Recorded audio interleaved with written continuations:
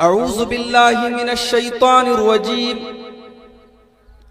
बिस्मिल्लाहिर रहमानिर रहीम।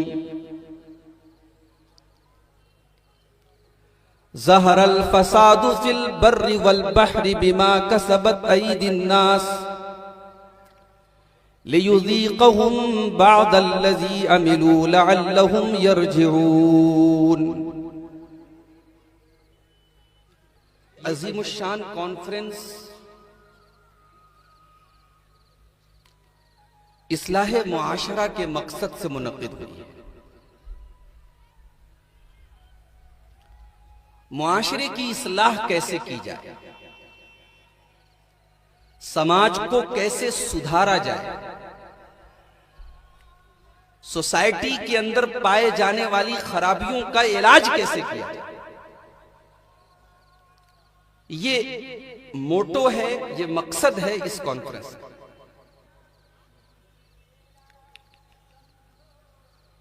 और ऐसा नहीं कि ये कॉन्फ्रेंस कोई इकलौती कॉन्फ्रेंस है। इस तरीके की कॉन्फ्रेंस हर साल हजारों की तादाद में हो रही है। लेकिन क्या वाकई में मुआशरे की इस्लाह हो रही है? समाज सुधर रहा है? बुराइयों का ग्राफ नीचे आ रहा है? नहीं, बल्कि हालात और बद से बदतर होते चले जा रहे हैं। समाज सुधर नहीं रहा है, बुराइयां बढ़ रही हैं, नेकियां घट रही हैं। क्यों? रीजन क्या है, वजह क्या है? कुरान करीम का मुताला हम करते हैं तो कुरान हमें जवाब देता है। ज़हरल फ़सादु फ़िल बर्रि वल बहरि बिमा कसबत अयदिन नास। दुनिया के अंदर जहां भी तुम्हें फसाद नजर आ रहा है, बिगाड़ नजर आ रहा है, परेशानियां नजर आ रही हैं, तबाही नजर आ रही है, ओ लोगों वो तुम्हारे करतूतों का, तुम्हारे गलत कामों का, तुम्हारे कामों का नतीजा है। 2020 में कोरोना आया, 2021 शुरू हो चुका है, एक साल का पीरियड गुजर चुका है, कोरोना खत्म नहीं हो रहा है, मौतें बराबर हो रही हैं, केसेस बढ़े जा रहे हैं। रमजान का मुबारक महीना फिर एक बार और खतरे में नजर आ रहा है। रब्बुल आलमीन की रहमत हमसे रूठ चुकी है। अल्लाह तबारक व तआला हमसे नाराज है, और इसलिए नाराज है कि इतनी बड़ी वबा आने के बावजूद हमारे अंदर कोई तब्दीली, कोई चेंजिंग नहीं आई। ज़हरल फ़सादु फ़िल बर्रि वल बहरि बिमा कसबत अयदिन नास। मेरे बंदो, दुनिया के अंदर तुम्हें जो भी बिगाड़ नजर आ रहा है, जो भी फसाद नजर आ रहा है, वो तुम्हारे अपने करतूतों का नतीजा है, वो तुम्हारे गलत कामों का नतीजा है। लियुज़ीक़हुम बअदल्लज़ी अमिलू। ये कोरोना, ये बीमारियां, ये वायरस, ये अल्लाह ताला दुनिया में इसलिए भेजता है ताकि तुम्हारे कुछ गुनाहों की सजा तुम्हें अल्लाह ताला दे दे। अल्लाह तुम्हें सारे गुनाहों की सजा अगर दे देगा तो तुम जमीन पर रहने के काबिल भी न बचोगे।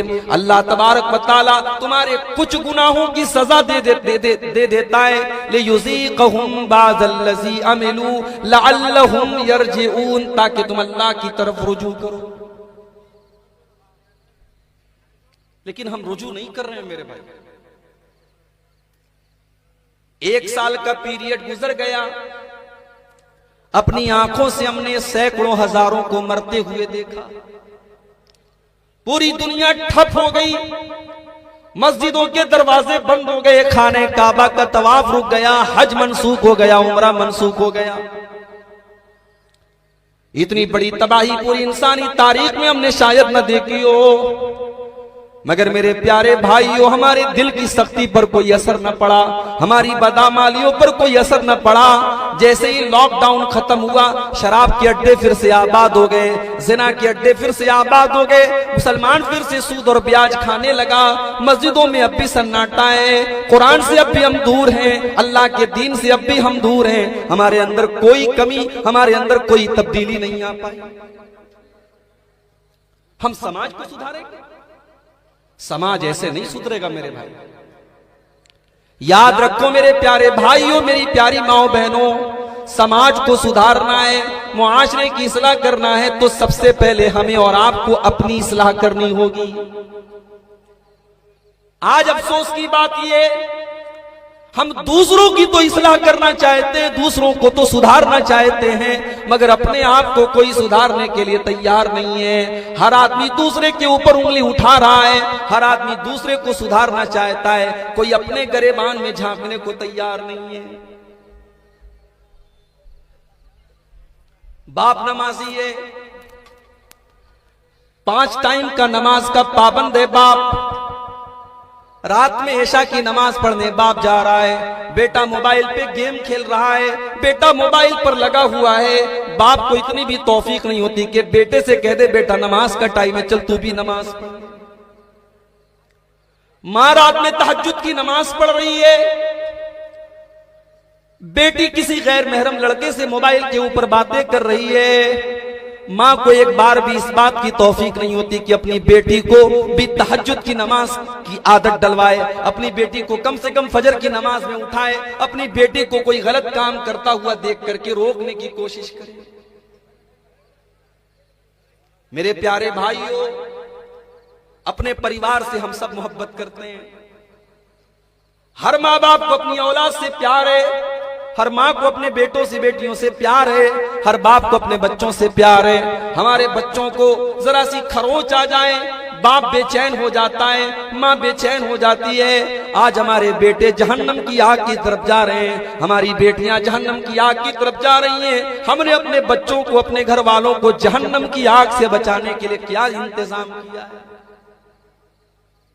दुनिया में कभी आग लगती है तो जो डेड बॉडी होती है, जो आग में जली बॉडी होती है, उसको देखने के लायक वो लाश नहीं होती है। कमजोर दिल और दिमाग का आदमी जली हुई लाश को नहीं देख सकता। मेरे प्यारे भाइयों, तुम दुनिया की आग में अपने बच्चों को जलता हुआ नहीं देख सकते। तुम दुनिया की आग में अपनी बेटी और अपने शौहर, अपनी बीवी को तुम जलता हुआ नहीं देख सकते, तो जहन्नम की आग में अपने परिवार को जाता हुआ तुम कैसे देख सकते हो? मेरा रब कुरान में कहता है, या अय्युहल्लज़ीना आमनू कू अनफुसकुम व अहलीकुम नारा, ऐ ईमान वालो, अपने आप को और अपने घर वालों को जहन्नम की आग से बचाओ।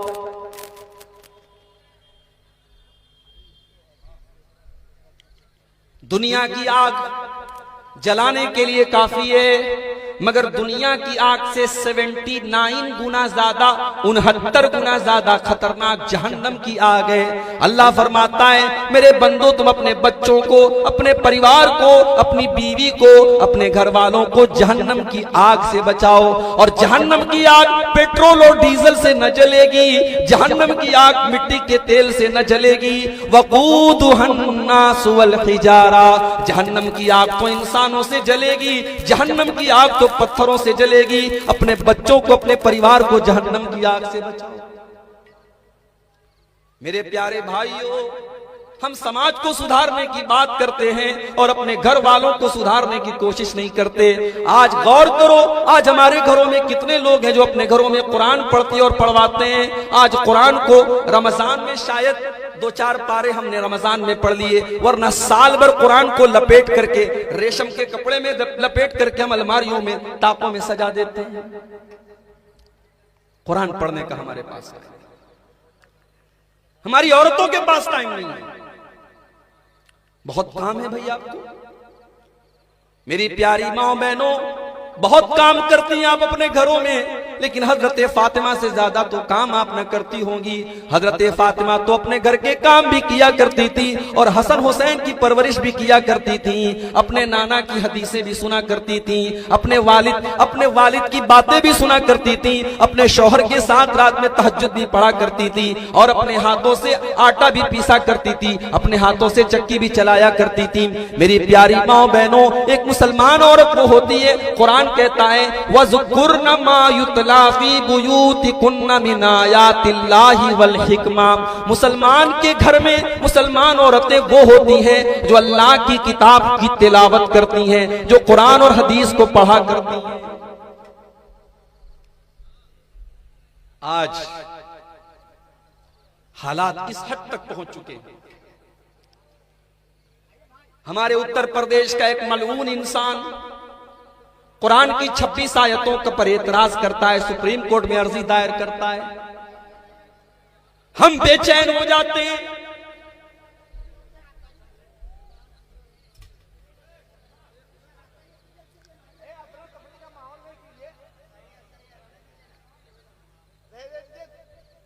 हेलो, जो जहां है उन्हें वहीं रहने दीजिए, अफरा तफरी का माहौल पैदा मत कीजिए।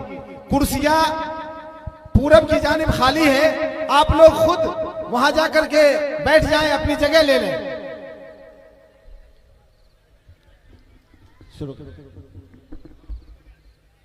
कुरान मजीद की 26 आयतों पर एक मलून एतराज कर रहा है। हम और आप बेचैन हो गए, परेशान हो गए। मगर मेरे प्यारे भाइयों, कभी हमने गौर किया कि उस कुरान के ताल्लुक से हमारा रवैया क्या है? आज अगर एक गैर मुस्लिम को 26 आयतें हमारे सामने पढ़ दे और पूछ ले कि तुम बताओ इन 26 आयतों पर एतराज किया जा रहा है, इन 26 आयतों का तुम्हारे पास क्या जवाब है, तो हम सिवाय बगले झांकने के कोई जवाब नहीं दे पाएंगे, क्योंकि उन कुरान की उन 26 आयतों को तो हमने भी नहीं पढ़ा कायदे से। हमने कुरान को तबर्रुक की किताब बना लिया। हमने समझा कुरान का हक ये कि जब झगड़ा हो जाए तो कुरान उठा के कसम खा लो। हमने समझा कुरान का हक ये है कुरान को पढ़ के आंखों से चूम लो। हमने समझा कुरान का हक ये है कि कुरान को तावीज बना के गले में लटका लो। ओ लोगों, कुरान इन सारी चीजों के लिए नाजिल नहीं हुआ था। कुरान तो सारी मानवता के लिए, सारी इंसानियत के लिए, सारी कायनात के लिए मार्गदर्शन करने के लिए और सच्चाई का रास्ता दिखाने के लिए कुरान नाजिल हुआ था।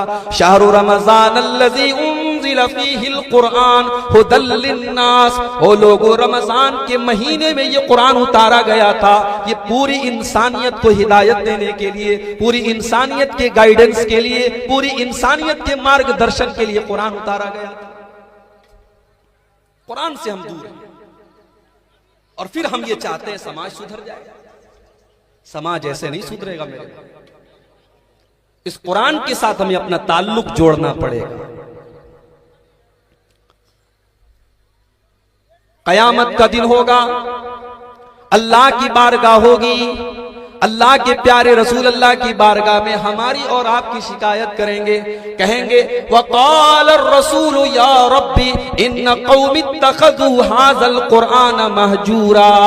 ऐ अल्लाह, मेरी कौम ने कुरान को छोड़ दिया था। ऐ मेरे रब, मेरी कौम ने कुरान को तर्क कर दिया था। ऐ अल्लाह, मैं अपनी कौम से परेशान हूं, मेरी कौम ने कुरान की कद्र नहीं की।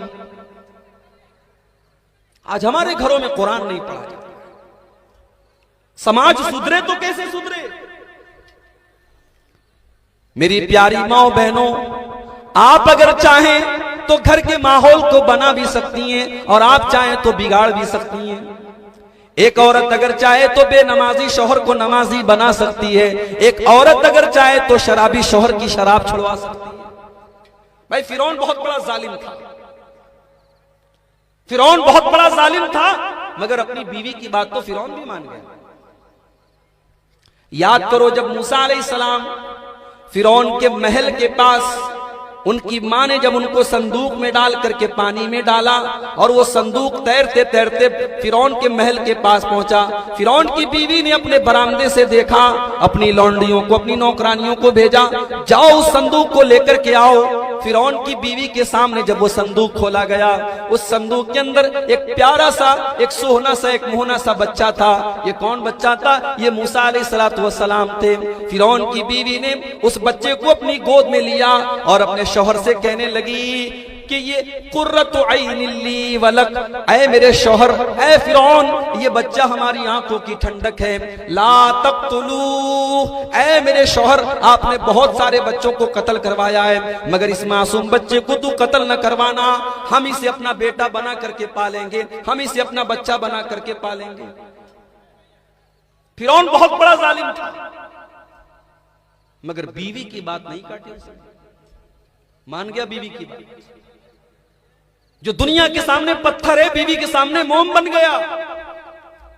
मेरी प्यारी माओ बहनों, अल्लाह ताला ने वो कमाल आपको दिया है, वो ताकत आपको दी है कि आप पत्थर को मोम बना सकती हैं, बेनमाजी को नमाजी बना सकती हैं। आज अगर औरतें ठान लें हमें अपने घर के माहौल को सही करना है, घर का माहौल सही हो जाएगा और इंशाअल्लाह उसके बाद पूरा समाज सही हो जाएगा।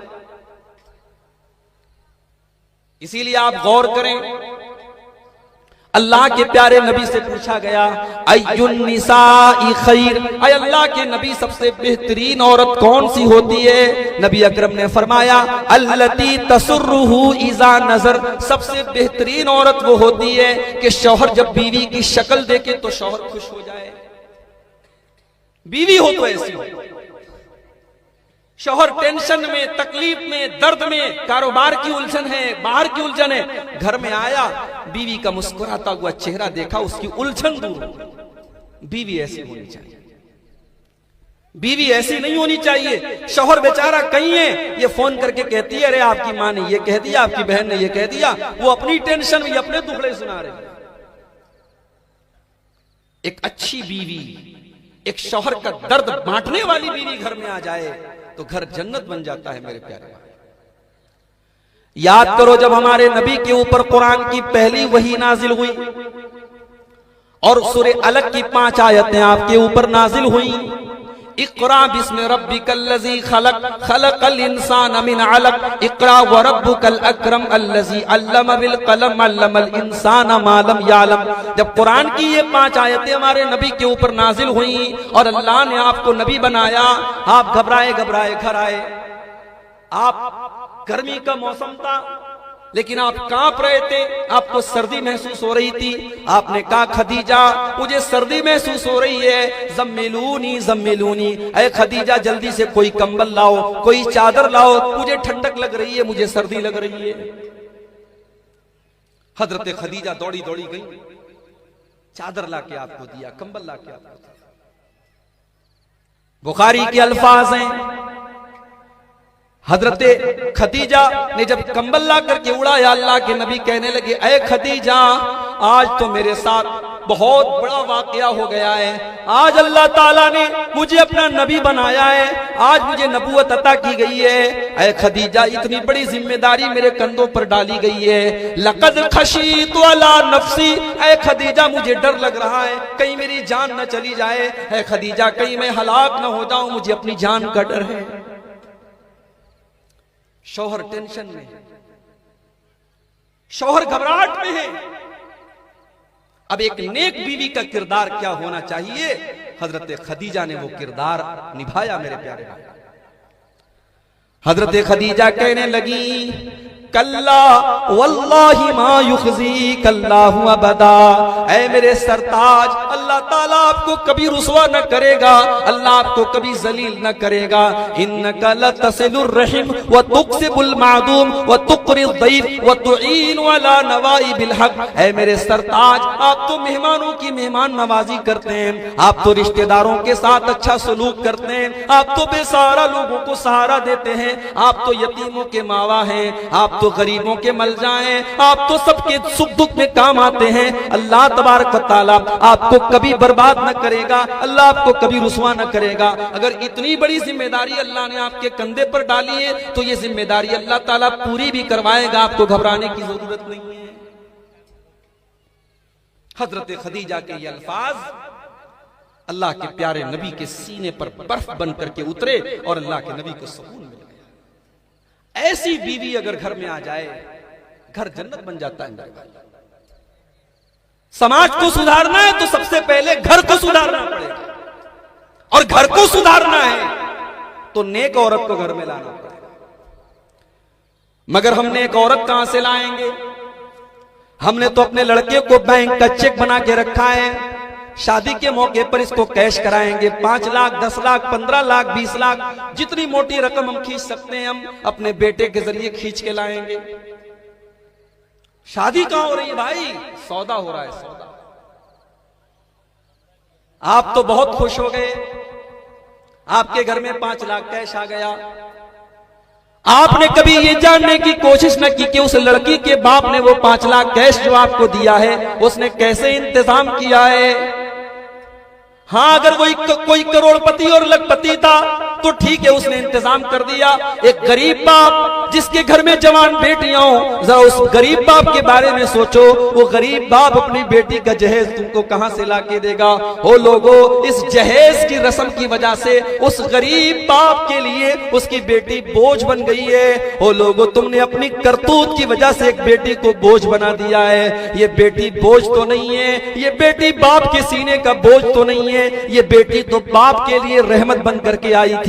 मेरे नबी फरमाते हैं, मनिबतुलिया मिन हाज़िहिल बनाति शैया, जिसको अल्लाह ताला बेटी दे देता है, जिसके घर में बेटी का जन्म होता है, जिसको अल्लाह ताला लड़की अता कर देता है और उस लड़की की, उस बेटी की वो परवरिश करता है, उसको अच्छी तालीम देता है, उसकी अच्छी तरबियत करता है, कुन्न लहू सितरम मिनन नार, वो बेटियां, वो लड़कियां अपने माँ बाप को जहन्नम की आग से बचाने का काम करती हैं। हो लोगों, बेटी तो माँ बाप को जहन्नम की आग से बचाने आई थी, बेटी तो माँ बाप के लिए रहमत बन करके आई थी, लेकिन तुमने जहेज जैसी गंदी रस्म ला करके उन बेटियों को अपने बाप के लिए बोझ बना दिया।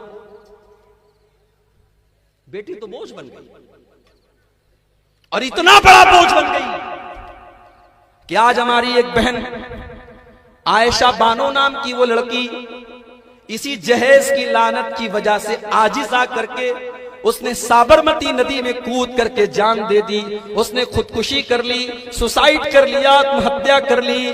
मैं ये नहीं कहता उसने सही किया, उसने बहुत गलत काम किया, उसने गुनाह का काम किया। मगर मेरे प्यारे भाइयों, हमें और आपको इस पर भी गौर करना पड़ेगा कि आयशा बानो ने ये कदम क्यों उठाया। उसके पीछे कहीं ना कहीं जहेज भी बहुत बड़ी वजह है, इस जहेज की गंदी रस्म भी बहुत बड़ी वजह है। और मुझे बड़ी खुशी है कि आज इस मजमे में, इस प्रोग्राम में एक बड़ी तादाद में हमारे सलफी भाई भी मौजूद हैं, अहले हदीस भाई भी मौजूद हैं। बड़ी अच्छी बात है। हमारा मनहज है कुरान और सुन्नत, हमारा तरीका कुरान और सुन्नत वाला है। हम नमाज पढ़ते हैं, हम कोशिश करते हैं नबी अकरम के तरीके पर हमारी नमाज हो। हम जिंदगी के सारे मसाइल में इत्तिबाए सुन्नत की बात करते हैं, और जब शादी ब्याह की बात आती है तो हम रस्म रिवाज की बात करते हैं। हम शादी ब्याह में कुरान हदीस को छोड़ के रस्म रिवाज की पैरवी करते हैं। हम कैसे अहले हदीस है मेरे भाई? हमारी इत्तिबाए सुन्नत का जज्बा कहां गया और कुरान और हदीस पे चलने का दावा कहां गया? अगर हम जहेज लेते हैं और बारात लेके जाते हैं और इन शादी के इन रस्म रिवाज को हम निभाते हैं, तो फिर हमें अपने दावे पर फिर से गौर करने की जरूरत है। हमारा इत्तिबाए सुन्नत पर दावा करना, इत्तिबाए सुन्नत का दावा करना हमारा फिर गलत माना जाएगा। इस्लाह मुआशरा ऐसे नहीं होगी मेरे भाई। हमें सबसे पहले अपनी और अपने घर वालों की इस्लाह करना। अपने घर की औरतों को दीनदार बनाओ, दीनदार औरत को घरवाली बनाओ। नबी अकरम फरमाते हैं, तुन कहुल मरातो ले अरबईन, जब एक औरत की शादी होती है तो 4 चीजें लड़की के अंदर देखी जाती हैं। ले मालिहा वले हसबिहा वले जमालिहा वले दीनिहा। औरत का माल भी देखा जाता है, खानदान भी देखा जाता है, खूबसूरती भी देखी जाती है और दीनदारी भी देखी जाती है। फज़फर बिज़ाति दीन, नबी अकरम ने फरमाया कि ओ लोगों, तुम दीनदार औरत को अपने घर में बीवी बना करके ले आओ, कामयाब हो जाओ। मैं आ रहा था आपके यहाँ, मुझसे किसी ने कहा मौलवी साहब बेपर्दगी पर भी बोलिएगा, बहुत बेपर्दगी हमारे इलाके में। मेरी प्यारी माओ बहनों, ये जिस्म आपको अल्लाह ताला ने जो दिया है, ये जिस्म किसी की अमानत है। इस जिस्म को किसी गैर मर्द के सामने जाहिर करने की आपको इजाजत नहीं है। आपको घर के बाहर बेपर्दा निकलने की इजाजत नहीं है। आप जलसे में जाएं, तकरीर में जाएं, यहां तक के नमाज के लिए जाएं, वहां पर भी आपको बेपर्दा जाने की इजाजत नहीं है। अल्लाह के प्यारे नबी यहां तक फरमाते हैं, अगर कोई औरत मस्जिद में आकर के नमाज पढ़ती है लेकिन खुशबू लगा करके मस्जिद में आती है, अल्लाह के प्यारे नबी फरमाते हैं उसकी नमाज अल्लाह ताला क्या कबूल नहीं की जाती। वो खुशबू लगा करके आई है, पर्दे में है, नकाब में है, पूरा जिस्म ढका हुआ है, सिर्फ खुशबू लगा करके आई है और किसी गलत काम के लिए नहीं, नमाज के लिए मस्जिद में आई है। लेकिन अल्लाह के नबी फरमाते हैं लम तुक़बल लहा सलात, उसकी नमाज कबूल नहीं की जाती।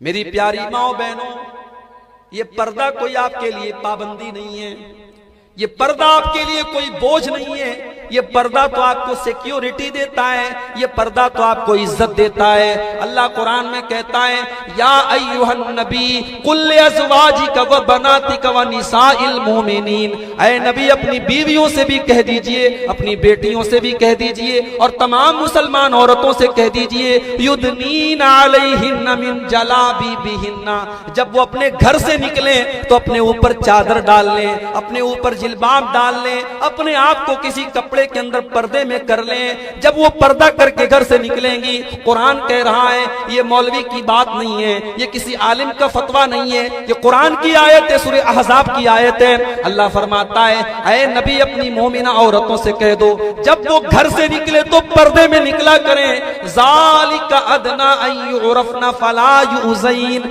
ये पर्दा उनकी पहचान बन जाएगा, ये पर्दा, ये नकाब, ये उनका जिस्म जो ढका रहेगा, ये दुनिया वालों के लिए एक निशान बन जाएगा कि ये इज्जत वाली लड़की है, ये पर्दा वाली लड़की है, ये शर्म वाली लड़की है, और कोई मन चला आपको छेड़ने की कोशिश भी नहीं करेगा। ये पर्दा आपको प्रोटेक्शन देता है। 1000 रुपए का मोबाइल होता है, तुम जैसे तैसे रख लेते हैं, लेकिन 50,000 का आईफोन होता है तो हम उस पर स्क्रीन गार्ड लगवाते हैं, बेहतरीन कवर लगवाते हैं, उसके बाद पॉकेट में भी रखते हैं तो संभाल के रखते हैं, कहीं दब ना जाए, कहीं टूट ना जाए। क्यों? 50,000 का मोबाइल है। मुसलमान औरत तो उस 50,000 से भी ज्यादा कीमती, 50 लाख से भी ज्यादा कीमती, तू अनमोल दौलत है, तुझे अल्लाह ने पर्दे में रहने का हुक्म दिया है। तू घर से निकले तो पर्दे में निकले। और इतना ही नहीं, कुरान तो यहां तक कहता है कि जब औरत चले जमीन पे और उसके पांव में पायल भी हो तो कुरान कहता है कि वला यज़रिबना बिअरजुलिहिन्ना लियुअलमा मा युखफीना मिन ज़ीनतिहिन्ना। ऐ मुसलमान औरतों, जब तुम पायल पहन करके जमीन पे चलो तो धीरे धीरे चलो। हालांकि तुम घर में चल रही हो, लेकिन अगर तुम जोर जोर से जमीन पे पैर मारोगी तो तुम्हारे पायल की झनकार गैर मर्दों के कानों तक पहुंचेगी। और अल्लाह ताला को ये बात गवारा नहीं है, अल्लाह को ये बात पसंद नहीं है कि मुसलमान औरत के पायल की झनकार भी गैर मर्दों तक पहुंचे।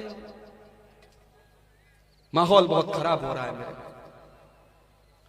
एक मुसलमान औरत आज शर्मो हया जो उसका सबसे बड़ा गहना था, आज वो गहना खत्म हो रहा है। और अफसोस की बात यह है, अब गांव और देहात में भी ऐसे कपड़े पहने जा रहे हैं कि जिन कपड़ों को देख करके एक इज्जतदार आदमी की शर्म से निगाहें झुक जाए।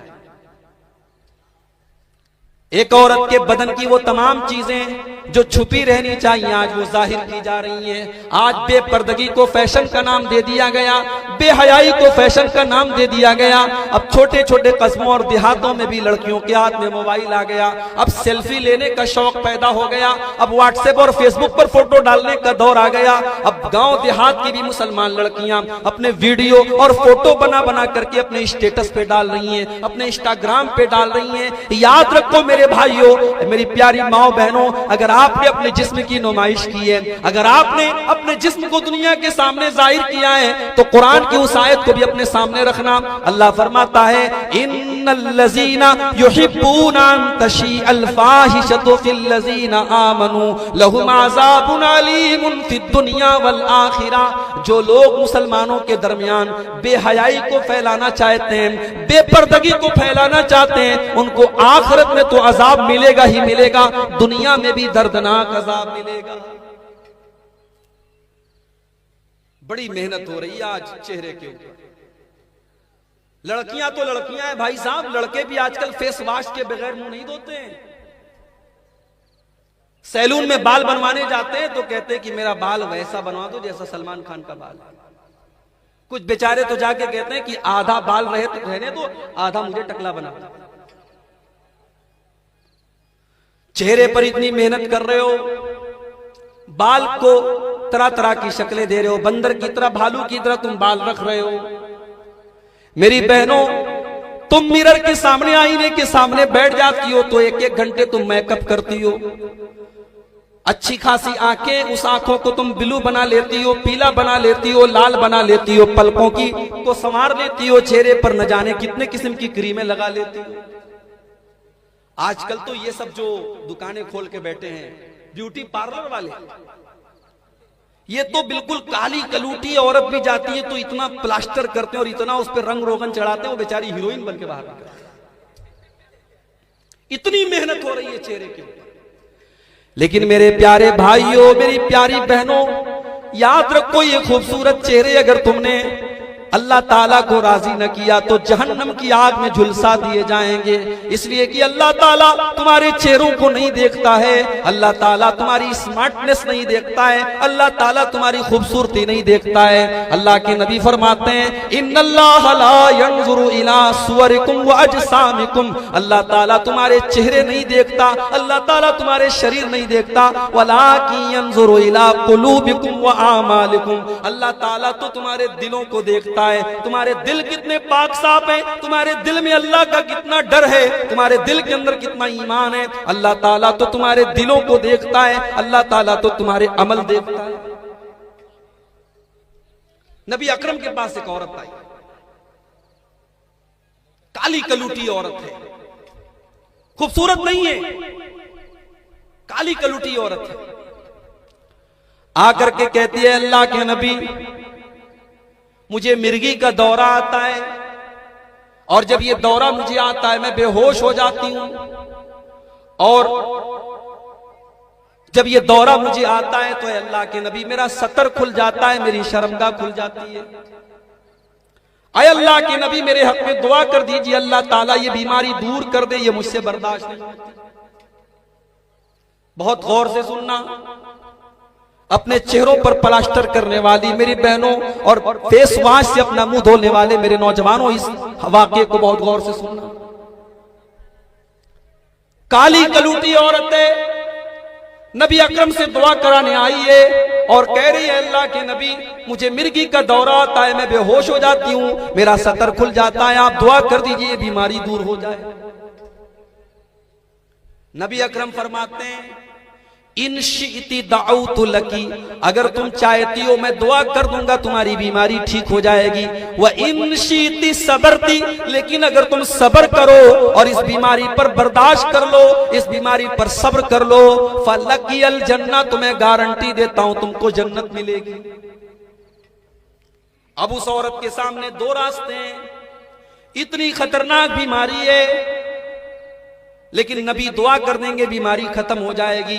लेकिन अगर बीमारी को बर्दाश्त कर लेती है तो नबी कह रहे हैं जन्नत मिलेगी। उस औरत ने गौर किया, सोचा ये सौदा महंगा नहीं है, कहती ऐ अल्लाह के नबी, अगर इस बीमारी को बर्दाश्त करने पर मुझे जन्नत मिल रही है, मैं जन्नत पाने के लिए बीमारी बर्दाश्त करने को तैयार हूं। ऐ अल्लाह के नबी, मैं सब्र कर लूंगी, मैं बर्दाश्त कर लूंगी, मुझे आप मत दुआ कीजिए मेरे लिए, मगर एक छोटी सी रिक्वेस्ट है।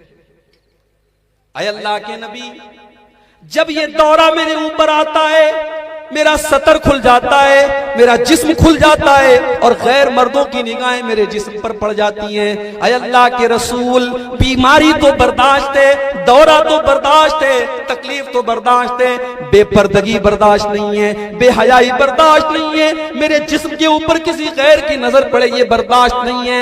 ऐ अल्लाह के नबी, आप बीमारी के हक में दुआ न करें, लेकिन इतनी दुआ कर दें कि अल्लाह ताला जब ये दौरा मेरे ऊपर आए तो मेरे जिस्म की नुमाइश न हो, मेरा जिस्म न खुले, मेरा सतर न खुले।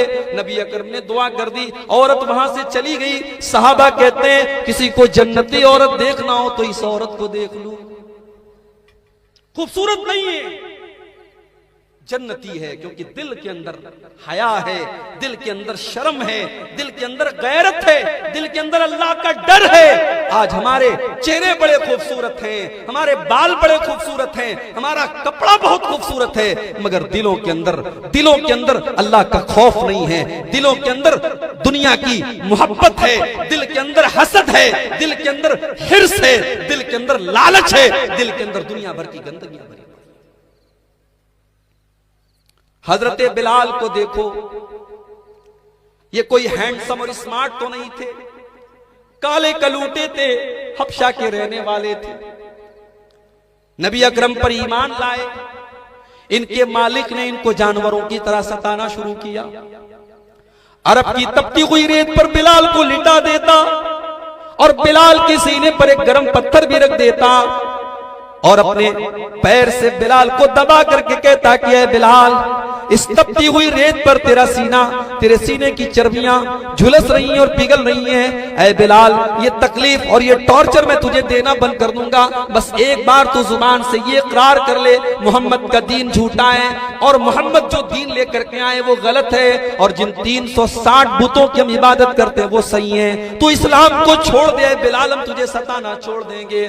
ओ लोगो, बिलाल का चेहरा खूबसूरत नहीं है, बिलाल हैंडसम और स्मार्ट तो नहीं है, मगर बिलाल के सीने में जो धड़कने वाला दिल है, उस दिल के अंदर अल्लाह का कितना डर है, उस दिल के अंदर अल्लाह की कितनी मोहब्बत है, उस दिल के अंदर कितनी तौहीद है। बिलाल, उस गर्म पत्थर के नीचे से बिलाल की जुबान से दबी दबी आवाज निकल रही है। बिलाल कह रहा है, अहद अहद, मेरा अल्लाह एक है, मेरा माबूद एक है। ऐ उमैया इब्ने खल्फ, ऐ मेरे मालिक, तू मुझे लाख सता ले, मुझे तकलीफ दे दे, मगर मैं तौहीद को छोड़ने को तैयार नहीं हूं, मैं अल्लाह ताला की इबादत को छोड़ने को तैयार नहीं। दिल पर मेहनत करो मेरे भाई, दिल को साफ करो, दिल में अल्लाह का डर पैदा करो। इब्राहीम अलैहिस्सलातु वस्सलाम अल्लाह की बारगाह में दुआ करते हैं, कहते हैं अल्लाह वला तुखज़िनी यौम युबअतून, ऐ अल्लाह मुझे कयामत के दिन तू जलील न करना, ऐ अल्लाह तू मुझे कयामत के दिन रुसवा न करना। यौम ला यनफ़उ मालुन वला बनून, कयामत के दिन न माल काम आएगा न औलाद काम आएगी, इल्ला मन अतल्लाह बिक़ल्बिन सलीम, कयामत के दिन वही कामयाब होगा जो साफ सुथरा दिल लेकर के अल्लाह की बारगाह में आएगा। दिल पर मेहनत करो मेरे भाइयों, समाज सुधर जाएगा। मेरे प्यारे नौजवान साथियों, आज जरा अपनी अपनी जिंदगियों का जायजा लो। आज हमारे नौजवानों को क्या हो गया है, आज उनकी जिंदगी का मकसद क्या है? आज खाना है, कमाना है, एंजॉय करना है। कोई गुटखा खाने में मस्त है, कोई सिगरेट पीने में मस्त है, कोई लड़कियों से बातें करने में मस्त है, किसी को शराब में सुकून मिल रहा है, किसी को जिना में सुकून मिल रहा है। ओ मेरे नौजवान भाइयों, ये तुम्हारी जिंदगी का मकसद तो नहीं है, तुम्हें अल्लाह ने इसलिए तो नहीं बनाया है। अगर जिंदगी का मकसद खाना, कमाना और एंजॉय करना है तो फिर अल्लाह ने हमको इंसान क्यों बनाया? हम जानवर भी तो बन सकते थे, अल्लाह ने हमें इंसान इसलिए बनाया क्योंकि हम अल्लाह की इबादत करें, हम अल्लाह को राजी करें। कुल इन्ना सलाती व नुसुकी व महयाया व ममाती लिल्लाहि रब्बिल आलमीन। ऐ नबी, आप ऐलान कर दीजिए, मुसलमान की नमाज, मुसलमान की कुर्बानी, मुसलमान का जीना, मुसलमान का मरना सब अल्लाह रब्बुल आलमीन के लिए। मेरे नौजवान साथियों, अगर हम और आप अपनी जिंदगी के इस मकसद को समझ लें तो शायद शराब के अड्डों पर मुसलमान नजर ना आए, शायद जिनाकारी के अड्डों पर मुसलमान नजर ना आए, शायद सिगरेट पीने वाले मुसलमान नजर ना आए, शायद गुटखा खाने वाले मुसलमान नजर ना आए, अगर हमारे नौजवान को अपनी जिंदगी का मकसद मालूम हो जाए। बहुत नेक हैं, नमाजी हैं, मगर अब तो हाथों में मोबाइल आ गए। मोबाइल पे क्या चल रहा है, किससे बात हो रही है, किससे चैटिंग हो रही है, या तो आप जानते हैं या अल्लाह जानता है। अब तो ज़िनाकारी उंगली के एक टच पर है, एक व्हाट्सएप की चैटिंग बदकारी में कब चेंज हो जाए कोई गारंटी नहीं है। फेसबुक के मैसेंजर पर एक गैर महरम लड़की से मुलाकात कब उससे हकीकी मुलाकात में तब्दील हो जाए कोई भरोसा नहीं है। आज इस मोबाइल ने हमारी खलवतों और तन्हाइयों को दागदार बना दिया है, बड़े बड़े मुत्तकी और परहेजगारों के तकवा को पाश पाश कर दिया है। मेरे प्यारे भाइयों, इस मोबाइल के दौर में नबी अकरम की वो हदीस हमेशा अपने सामने रखें। बड़ी ये हदीस जब मैं पढ़ता हूं तो अपने हाल पर भी तरस आता है और सबके हाल पर तरस आता है कि आज हमारी तन्हाइयां कैसी और हम अल्लाह को क्या जवाब देंगे। इब्ने माजा की रिवायत है, हजरत सौबान रज़ी अल्लाह ताला अन्हु हदीस के रावी हैं, कहते हैं कि अल्लाह के नबी सल्लल्लाहु अलैहि वसल्लम ने फरमाया,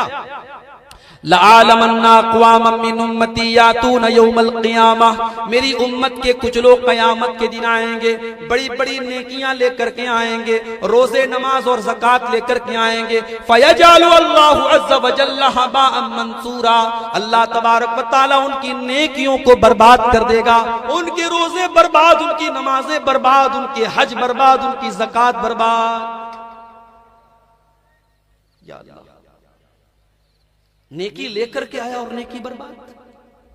भाई एक आदमी किसान है, मेहनत करके खेती कर रहा है जमीन में, और उसके बाद पैदावार के टाइम आसमान से ओला बरस जाए, उसकी खेती तबाह हो जाए, तो वो बेचारा बैठ के रोता है। जिसने खेती नहीं की वो थोड़ी रोएगा। नेकी करके गया है, इबादतें करके गया है और उसकी इबादतें बर्बाद है। हजरत सौबान कहते हैं, अल्लाह के नबी, वो कौन बदनसीब लोग होंगे जिनकी नेकियां बर्बाद हो जाएंगी।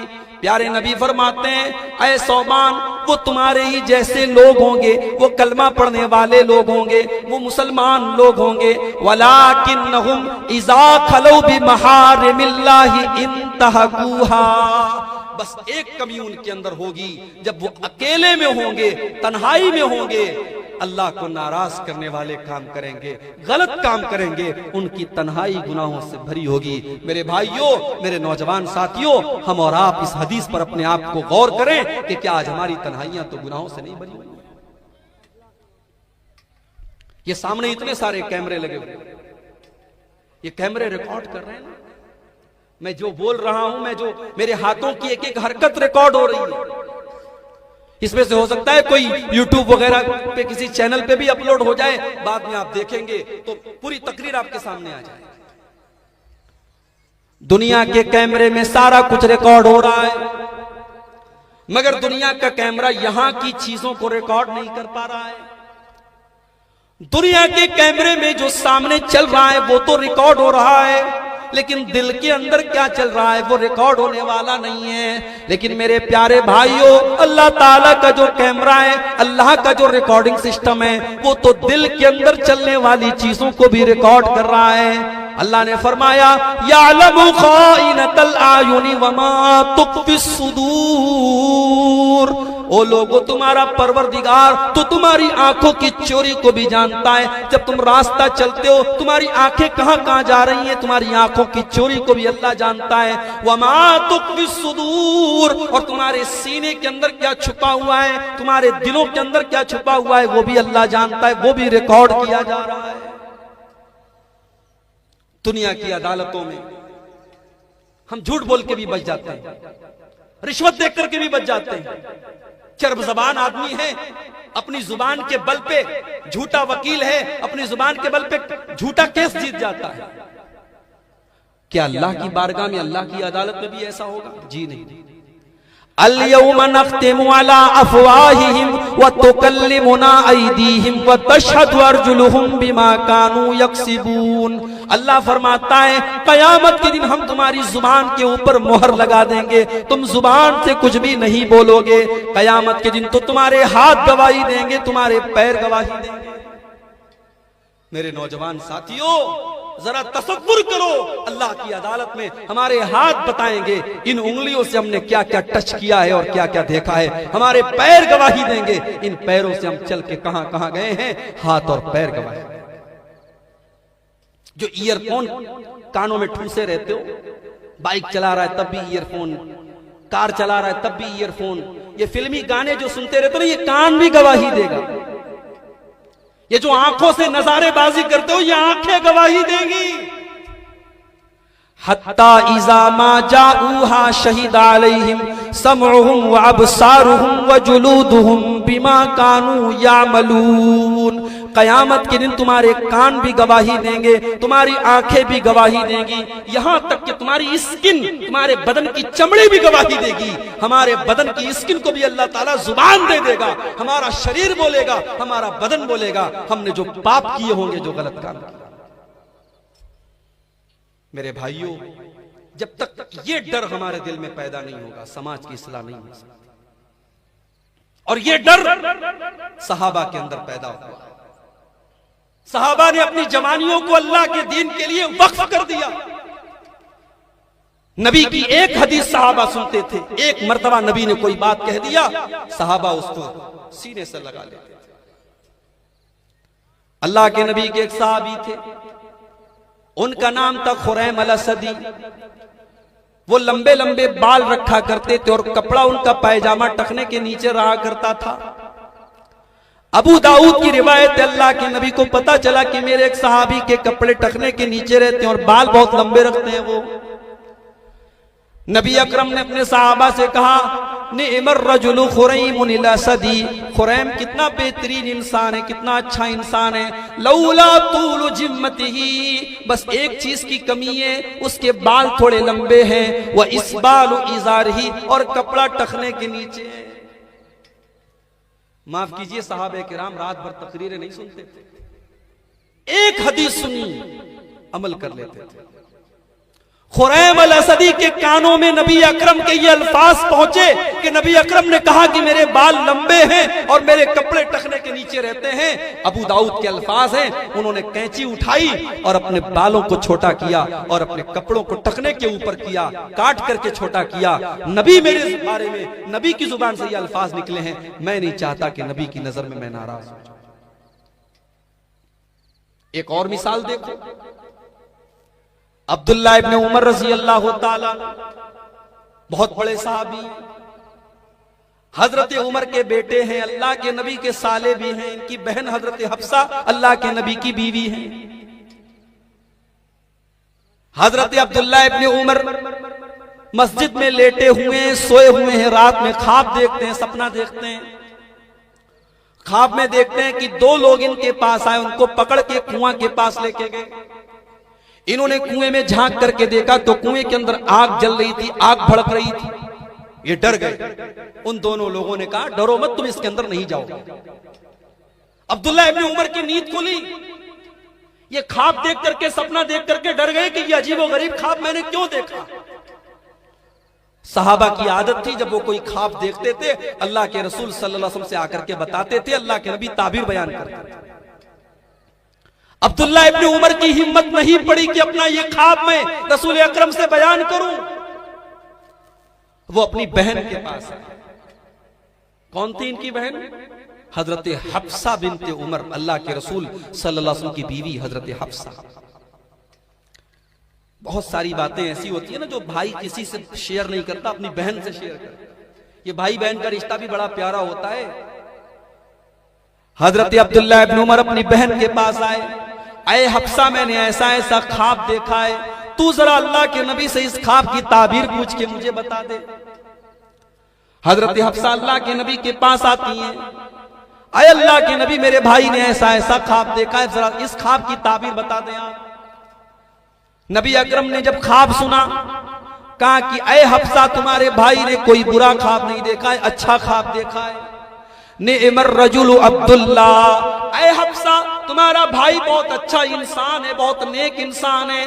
लौ काना युसल्ली मिनल लैल, बस एक चीज की कमी है, तुम्हारा भाई रात में तहज्जुद नहीं पढ़ता है, इशा के बाद वो सो जाता है। जाओ अपने भाई से कहो वो रात में उठ करके क़ियामुल लैल किया करे, तहज्जुद पढ़ा करे।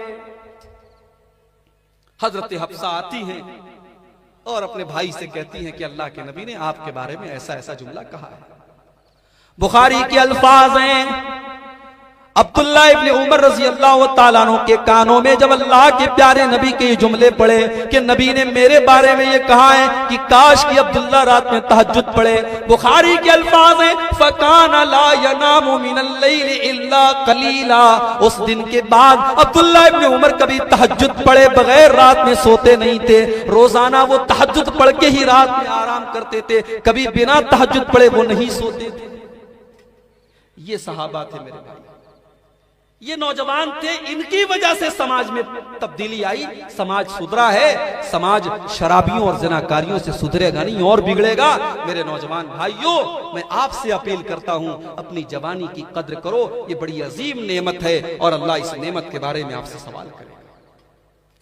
ये जवानी अय्याशी के लिए नहीं है, ये जवानी शराब पीने के लिए नहीं है, ये जवानी ज़िनाकारी के लिए नहीं है। इस जवानी का एक मकसद है मेरे भाई, ये जवानी अल्लाह को राजी करने के लिए है। और मेरे रब की कसम, तुम जवानी में अगर सजदे करोगे, उस सजदे की अल्लाह ताला क्या जो कीमत और वैल्यू है वो बुढ़ापे के सजदे की नहीं है। जवानी की जो तिलावत है, जवानी की जो तहज्जुद है, जवानी की जो इबादत है, और जवानी में जो तो अपने गुनाहों से अपने आप को बचाओगे, उसकी जो अहमियत अल्लाह ताला क्या वो बुढ़ापे की नहीं। एक आखिरी वाकया सुना के बाद खत्म करता हूं, 12 बजने में 5 मिनट बाकी, मुझे 12 बजे स्टेज छोड़ दे। नौजवानों की बात कर रहा हूं। हजरत मुसअब इब्न उमैर रज़ी अल्लाह ताला अन्हु नौजवान साहबी थे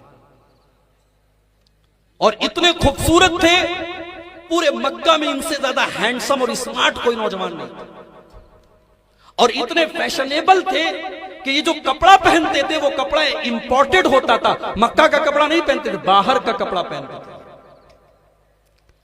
मुसअब इब्न उमैर जो खुशबू लगा के मक्का में निकलते थे, पूरे मक्का में वो खुशबू किसी के पास नहीं होती थी। इतने शौकीन थे, इतने फैशनेबल थे।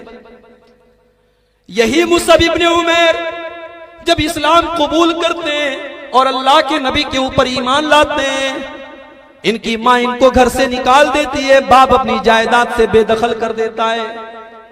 और सहाबा कहते हैं कि वही मुसअब इब्न उमैर जो कल तक मक्का की गलियों में सबसे खूबसूरत कपड़ा पहन करके चला करता था, आज पैबंद लगा फटा पुराना कपड़ा पहन करके मक्का की गलियों में वो मुसअब इब्न उमैर चलता है। सहाबा मुसअब इब्न उमैर को देख करके ठंडी सांसें भरते हैं और कहते हैं, हाय ये वही मुसअब है जो मक्का का सबसे खूबसूरत और सबसे फैशनेबल नौजवान था।